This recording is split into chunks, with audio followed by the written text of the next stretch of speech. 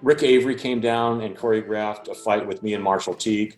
I think it was the second or third episode of Renegade, first season. But that was really the last time we used a professional stunt coordinator for these fights. I did them all the other ones after that because they didn't want to spend the money.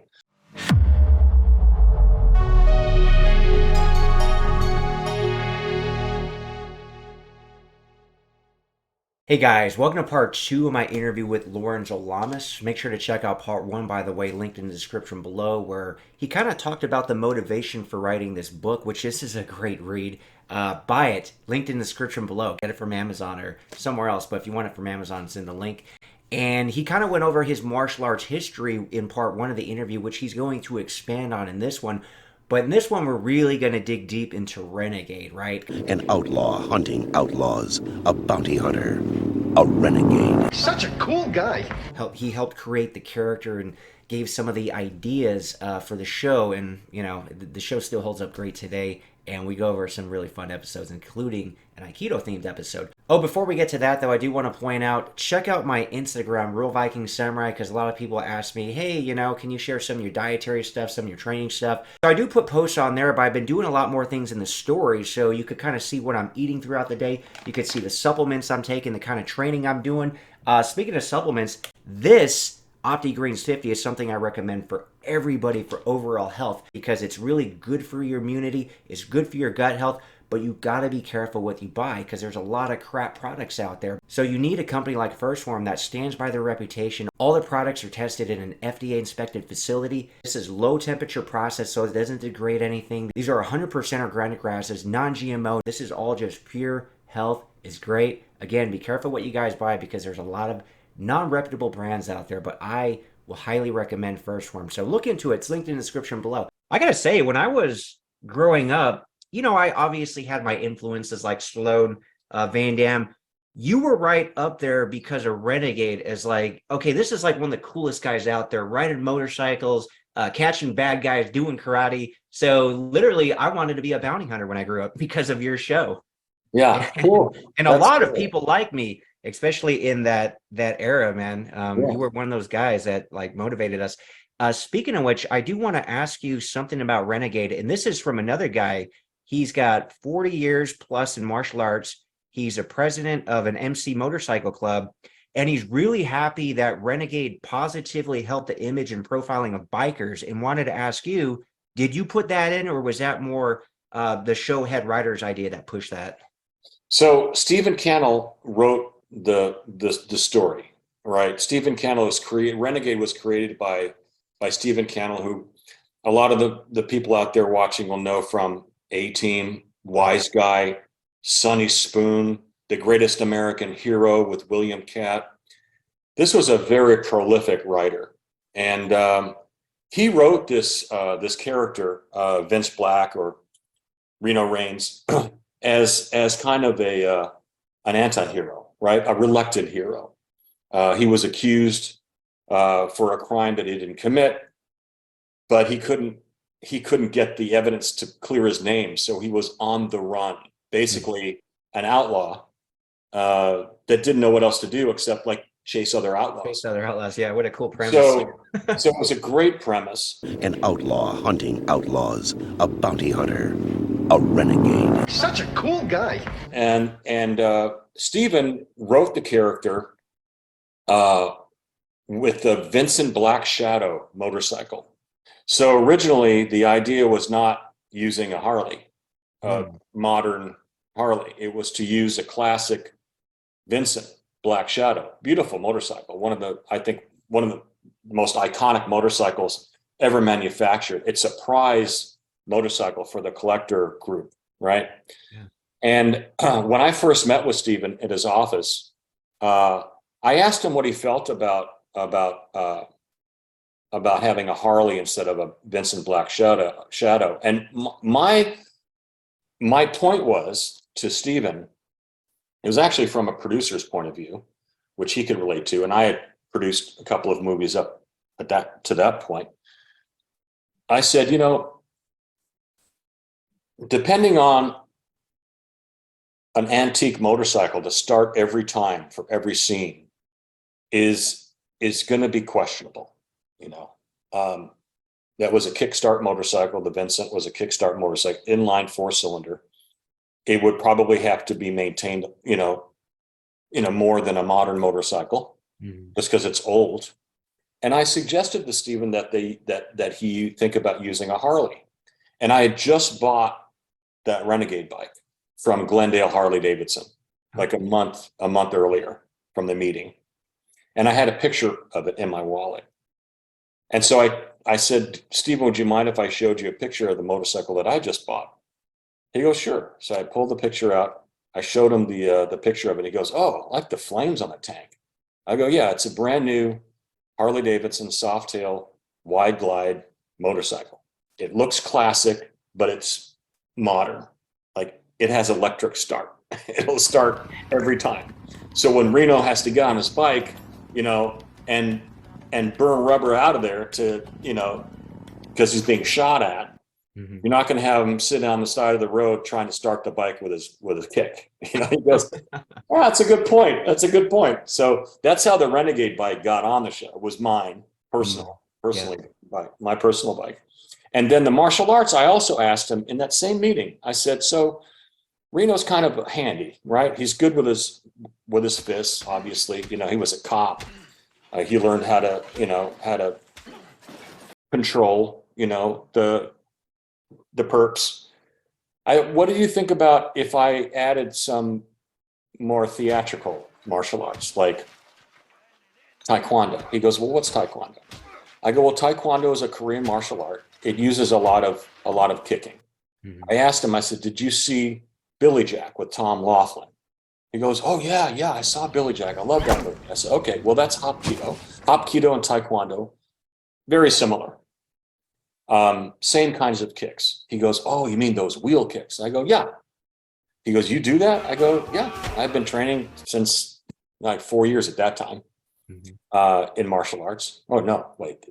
More than that. This was 90. This was 91. I met with Steven. So yeah, 12 years. Yeah, you've been doing it for a while. So he goes, yeah, I think that would be pretty cool. I go, great. So in that meeting, we basically formed the foundation for the character, right? My hair wasn't that long at that point. It was like just below the collar, maybe. He said, what do you think about letting your hair grow? I said, that's fine. I don't mind. He goes, yeah, I see that. Long hair, Harley, karate. Yeah. So what would you have what kind of firearm would you have? Would you have a pistol, or would you have I go, no. I said, Reno'd have a shotgun. He goes, well, how are you going to shoot a shotgun from a motorcycle when you have two hands on the handlebars? I go, I'll figure that out. So that was one thing that we did. We figured out that it had to be a riot gun. It had to be something like a shotgun, but with a short barrel and a pistol grip that he can just pull out of his saddlebag and put it on the handlebar and fire away. So that was the basis of the character. It's so cool because basically that's like the perfect role for you, because you got to have your two passions of motorcycles, despite your dad really not liking you ride motorcycles. And then your martial arts in that character is so cool and so memorable. A lot of people still watch that show now. And I've been catching up on a few episodes on YouTube. People posted like entire episodes on YouTube. I recently watched the Muscle Beach one with Corey Everson. That was really cool. And I do want to ask you about another episode. There's an Aikido themed episode called Black Wind, and they wanted to know how that came about, because you guys pretty much devoted an entire episode to Aikido. Yeah, Rick Oki was one of our writing producers on the show, and that was his script. He wrote Black Wind, and I had trained in Aikido. Well, so my martial arts background is varied, okay? I started in Taekwondo. I got up to red belt with heel cho, right? Then, so I started with Jun Chong. I went to heel cho, got my red belt, and then got so busy working that I didn't have time to go back to the dojo and finish up and get my showdown, get my first degree. But I was living in Burbank at the time, And this was just before I did the movie Night of the Warrior. I was training in a little dojo by Al Thomas. Al Thomas developed a system. He was a 1964 Olympic judo champion with another very famous martial arts teacher by the name of Ed Parker. Oh, okay. Yeah, of course. They American. were on the 64 judo team together. Mhm. And Ed Parker and Al Thomas, when they started their martial arts schools, Ed went Kempo, and Al Thomas developed his own system called Budo Jiu-Jitsu, which was a combination of karate, American, more Shotokan style. Kicks weren't very high, no spinning kicks, mostly a Shotokan style, right? Front kick, side kick, back kick, basics, right? Just chest and below, no real kicks to the head. But the jiu-jitsu part of the karate was what was really interesting to me. And I went to him because my history in martial arts up to that point had been mostly kicking techniques, with Taekwondo. So I wanted to develop some sort of hand skill. And Al Thomas was perfect. He taught Riverside, Los Angeles sheriffs, a lot of the police department, a lot of law enforcement individuals went to Al Thomas for training because of his submission. He did the judo portion, but he did mostly arm bars, arm locks, controlling, holds to the ground. And that was of real interest to me. So I did that for a year. I got a black belt through Al, through Sensei Thomas. And then I moved to Los Feliz. I bought a house in Los Feliz, and there was an Aikido dojo like 2 blocks down. So I wanted to do that too. So I studied Aikido. I never got a belt in Aikido, but I trained there for probably a year or so. And just, when I could, I would just jump in the car and go down and get a class in. And that really kind of brought me back to my judo training as a boy, right? Because, you're doing the falls again, you're doing the rolls again, you're doing, throws again, the throws that I learned in judo were very similar to Aikido. And I just found it was a very well-rounded, education that I was giving myself with all these different disciplines in martial arts. So when I got the script for Black Wind, I basically choreographed most of the martial arts fights. Rick Avery came down and choreographed a fight with me and Marshall Teague. I think it was the 2nd or 3rd episode of Renegade, first season.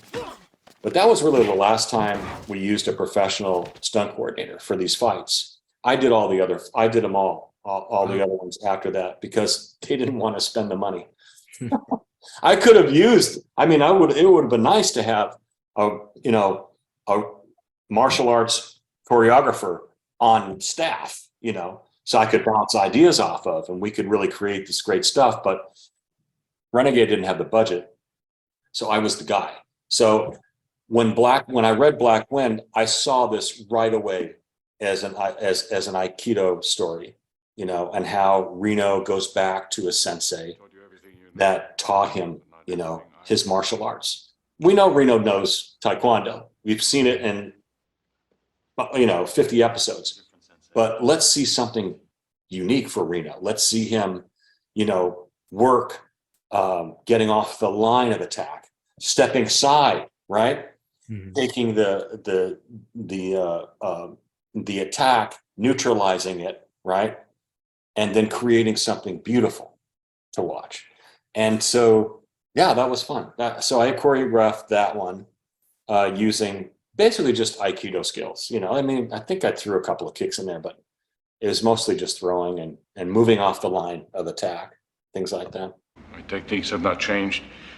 They've been expanded from beyond Shotokan to Aikido, blending with the attacker's energy to deflect it. Yeah, that's really cool. There were a lot of really great episodes. I know that you had that 2-parter, the cage fight against Martin, right? Who played your long lost brother? Yep, Marty Cove, cage fight. Yeah, that was they did that 2 episodes in a row to kind of release it as a movie if they wanted to, you know. Mhm. I think they sold it in video. They sold it at Blockbuster, I know, as a feature. Oh, interesting. Yeah, there's just part 1 and part 2. Yeah.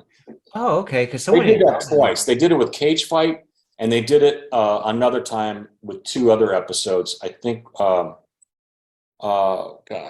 who else was in that?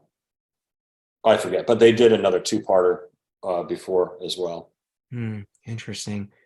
Speaking of Aikido, have you ever met and or trained with Steven Seagal?